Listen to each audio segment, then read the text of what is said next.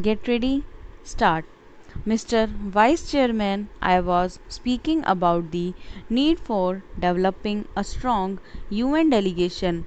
I wish that the Honorable Prime Minister would give his attention to this aspect of the matter, particularly in view of the fact that in the next decade or two, politics all over the world would take on a complex character, and it is necessary that men are trained from now on for taking part in international affairs. In the UK and the United States, such delegations are built with men who have wide knowledge of international affairs, and there should be other qualification for a man to be included in such a delegation. In this connection, I should also like to mention that it is time for government to develop sound conventions regarding the conduct of foreign affairs. In the United States, they have accepted the principle of bipartisan consultation on important affairs of policy.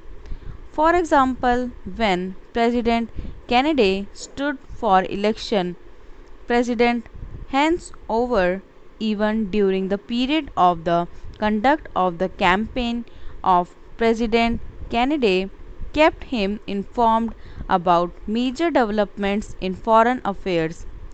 We have seen our government sending troops out of this country to the Congo, and at that time I had raised the point that before troops left our country for any assignments of an unusual character like the Congo assignment, members of the opposition should be informally consulted. There will be no question of any leakage of information whatever if leaders in the opposition are consulted on important aspects of foreign policy. The consultative committee of the External Affairs Ministry does go some way to meet the needs of exchanging information about foreign affairs, but the informal consultation of the kind that I mentioned, where the leader of the opposition and leaders of other parties are called and told by the Prime Minister about unusual developments, would strengthen the convention that the foreign policy of the country has the support not only of the Congress party but also of the entire country. I was speaking about our external publicity, and it is a subject on which I think I can speak with some confidence, as I have been an old time newspaper man in this country. The material which is sent out to foreign countries is extremely scrappy and useless. There is included in these messages some statement of what this minister was saying somewhere. We are trying to give publicity to ministerial activities, and it is inevitable that some such publicity should be given because ministers are in charge of the government, but one abroad does not get a real idea of what is happening in the country. I would like to suggest for the consideration of the External Affairs Ministry that they should send a fortnightly assessment of what is happening in India, written dispassionately, not to please a minister or to highlight something that he has done, but to give an objective assessment of what is going on in the country. In the old days, when the British government was in existence, such fortnightly reports used to be sent by various state governments, and I think a beginning can be made in that direction in this matter. The another point I would like to suggest is that publicity is a complicated and technical matter.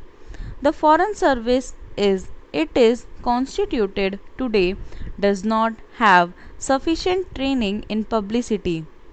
The Estimates Committee, which went into the demands of the External Affairs Ministry, mentioned about the methods of training which have been adopted, but since our foreign service men are not trained in publicity work, and one sees, for example, that a lot of confusion has arisen in the United States over Ambassador Nehru's statement, I think the External Affairs Ministry might well set up a committee of members of parliament who are conversant with external publicity and some newspaper men to advise the External Affairs Ministry from time to time.